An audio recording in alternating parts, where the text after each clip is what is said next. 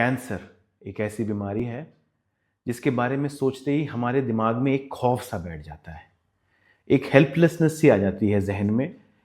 और मुझे लगता है कि ये काफ़ी जायज़ है, क्योंकि जितनी भी हमारे एक्सपीरियंसेस रहे हैं, चाहे वो मीडिया में हो, जो हमने पिक्चरों में देखा है या हमने एडवर्टाइजमेंट्स में देखा है, या हमने जो पेशेंट्स देखे हैं अपने रिश्तेदारों को या जान पहचान वालों में, उनमें हमें यही देखा है कि कैंसर पेशेंट्स को ज़्यादा उम्मीद नहीं है और ये बीमारी मरीज़ की जान लेकर ही जाती है। पर आज मैं इस मिथ को ब्रेक करने के लिए वीडियो बना रहा हूँ। मैं आपको ये बताने के लिए आया हूँ कि कैंसर भी बाकी बीमारियों की तरह ही इलाज हो सकता है, पूरी तरह क्योर हो सकते हैं। बट इसके लिए कुछ चीज़ों के बारे में जानना बहुत ज़रूरी है, और यही इस वीडियो के ज़रिए मैं आपको बताऊँगा। नमस्कार, मेरा नाम है डॉक्टर निशांत, मैं एक जीआई सर्जन हूँ, और आज हम बात करेंगे अर्ली सिम्टम्स ऑफ कैंसर के बारे में, स्पेसिफिकली गैस्ट्रोइंटेस्टाइनल कैंसर, क्योंकि जैसे आप लोग जानते हैं मेरा एरिया ऑफ एक्सपर्टीज यही है। तो दोस्तों, ऐसा है कि जो हमारा अब्डोमेन है उसके अंदर में बहुत सारे ऑर्गन्स हैं, तो इसीलिए मल्टीपल सिम्टम्स हो सकते हैं। तो ईच ऑर्गन स्पेसिफिक जो सिम्टम्स होंगे वो हम आने वाली वीडियोस में डिटेल में डिस्कस करेंगे। आज हम एक समरी के तौर पे इस वीडियो को देखते हैं, जिसमें हम एक कॉमन सिम्टम्स जो ऑलमोस्ट सब ऑर्गन्स को इनकम्पास करेंगे, और एक वार्निंग सिग्नल्स जो आपको ध्यान में रखना है, उसकी एक समरी के तौर पे है ये वीडियो। तो आइए शुरू करते हैं। सबसे पहला और सबसे इम्पॉर्टेंट वीडियो गैस्ट्रोइंटेस्टाइनल कैंसर्स में जो देखा जाता है वो है loss of appetite and weight loss. अब इसमें कुछ चीज़ें जो हैं आपको याद रखनी है। आपको कोई भी तरह की बीमारी होती है, यानी कि वायरल फीवर, कोल्ड, कॉफ, कुछ भी, तो कुछ दिनों के लिए आपकी एपेटाइट सप्रेस हो जाती है। उसके बारे में हम बात नहीं कर रहे। इसमें जो लॉस ऑफ एपेटाइट है वो काफ़ी दिनों तक रहता है, और सबसे इम्पॉर्टेंट बात जो है उसमें पेशेंट को उसके प्रीसीडिंग कोई इलनेस नहीं होती है। अचानक से लॉस ऑफ एपेटाइट, और जो महीनों तक लास्ट कर रहा है, मतलब 2-3 महीने किसी को एपेटाइट का लॉस है, तो ये एक रेड फ्लैग है। नंबर 2 है weight loss. Again weight loss के बारे में जो सबसे इंपॉर्टेंट शब्द है वो है अनएक्सप्लेन्ड वेट लॉस, यानी कि अगर आपने वेट लॉस करने के लिए कुछ खास किया नहीं, यानी कि कोई डाइट या किसी और तरह की कोई चेंजेस नहीं लाए हैं, पर आपका वेट लॉस हो रहा है। एंड इसमें जो सबसे सिग्निफिकेंट वेट लॉस जो एक टर्म होती है हमारे बीच में, वो ये है कि अगर पिछले 6 महीने में आपके जो नॉर्मल वेट है उसमें से आपने 10% का वेट लॉस किया है without actually consciously trying for it, बिना उसके लिए कोई मेहनत किए बिना है, या किसी डाइट में रिस्ट्रिक्शन या एक्सरसाइज या कोई और बीमारी नहीं हुई थी आपको, एंड 10% वेट लॉस अगर आपको हो गया है, तो ये चिंता की बात है और इसको बिल्कुल इवैल्यूएट होना चाहिए। थर्ड जो सबसे इंपॉर्टेंट सिम्टम है वो है अनीमिया। अनीमिया यानी खून की कमी, यानी जिसको हीमोग्लोबिन कम है बोलते हैं। अब क्या होता है कि कई पेशेंट्स को हम देखते हैं हीमोग्लोबिन की कमी आती है, वो कहीं लोकल दिखाते हैं और वो महीनों महीनों आयरन टैबलेट्स ले रहे होते हैं। दोस्तों, ये बहुत ही मतलब मैं क्या कहूँ, this is a very illogical way of tackling a problem. क्योंकि अगर किसी को एनीमिया है तो पहले बार ये जानना बहुत ज़रूरी है कि एनीमिया क्यों है। Anaemia is a symptom, it is not an illness in itself. तो it is a symptom of something, something has happened. आपके शरीर में कुछ प्रॉब्लम है जिसके कारण खून कम बन रहा है। जीआई कैंसर्स में अनीमिया काफ़ी कॉमनली देखा जाता है, और सबसे इम्पॉर्टेंट बात यह है कि ये काफ़ी अर्ली एक सिम्टम हो सकता है लोगों को anaemia. It can precede the major illness by some time, मतलब आपका एडवांस स्टेज में आने से काफ़ी दिन पहले से हो सकता है कि पेशेंट्स अनीमिया के साथ प्रेजेंट करें। तो अनीमिया अगर है, आपको पहली बार डायग्नोज होता है, तो इसकी तह तक जाना ज़रूरी है। आपको इवैल्यूएट होना चाहिए कि एनीमिया क्यों हो रहा है। अब एक बार आपको पता चल जाता है कि हाँ भाई ये एनीमिया, मान लीजिए कि कई बार जो हमारी मतलब कंट्री में सबसे कॉमन है वो है डाइट्री, जो खाना प्रॉपर एडिक्वेट मैल नरिश्ड है लोग, और ठीक से खाना नहीं मिल पाता, जिसके कारण एनीमिया होता है। तो अनीमिया जो है, अगर आपको एक बार यू आर सेटिस्फाइड, जो आप डॉक्टर को दिखा रहे हैं वो सेटिस्फाइड हैं कि ये न्यूट्रिशनल है, या कोई ऐसे ही कोई कॉमन कॉज है जो इसके लिए मतलब उतनी चिंता की बात नहीं है, देन उसका ट्रीटमेंट जो है वो आयरन टैबलेट्स या वॉट एवर जो भी विटामिन सप्लीमेंट्स आपको देने हैं उससे कर सकते हैं। बट इसके बारे में इवैल्यूएशन ज़रूरी है। इसके बाद जो बहुत ही कॉमन सिम्पटम जीआई कैंसर्स में होता है वो है ब्लीडिंग। अब ब्लीडिंग जो है वो 2-3 तरह के हो सकते हैं और मेन है कि मोशन में ब्लड जाना, एक है उल्टी में ब्लड जाना और एक है कि ब्लीडिंग हो रही है बट दिख नहीं रहा है, उसको हम माइक्रोस्कोपिक लेवल पे ब्लीडिंग होती है जिसके कारण ये अनीमिया भी होता है पेशेंट्स को और वो जब स्टूल टेस्ट होता है तभी पता चलता है।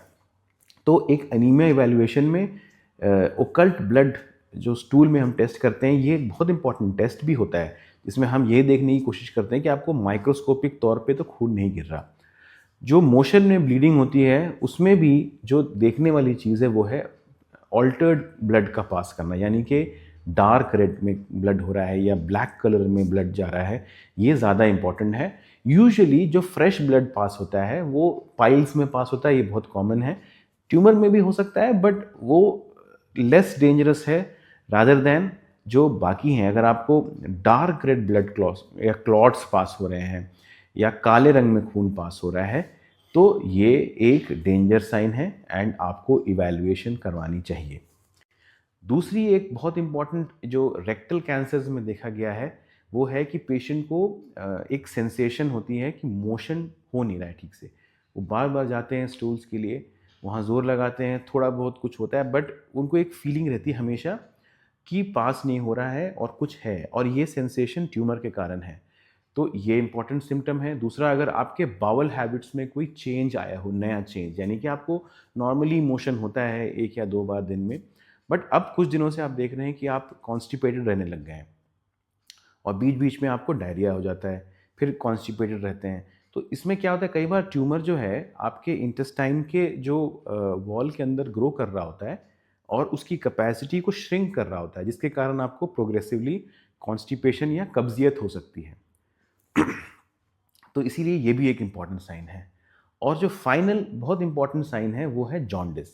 अब देखिए जॉन्डिस के साथ क्या है कि जॉन्डिस बहुत सारी बीमारियों में हो सकता है बट जॉन्डिस चिंताजनक है एक पर्टिकुलर एज कैटेगरी में, वो है एल्डरली। एल्डरली यानी कि एक 50-60 के एज में जो लोग हैं उनमें अगर न्यू ऑनसेट जॉन्डिस है और वो अचानक से शुरू होता है, कोई पेन नहीं कुछ नहीं, अचानक से आप देख रहे हैं कि कमज़ोरी सी आ गई, फिर आँखों में पीलापन सा आ गया, यूरिन पीला हो गया एंड वो पीलापन बढ़ता जा रहा है, शरीर में खुजली हो रही है।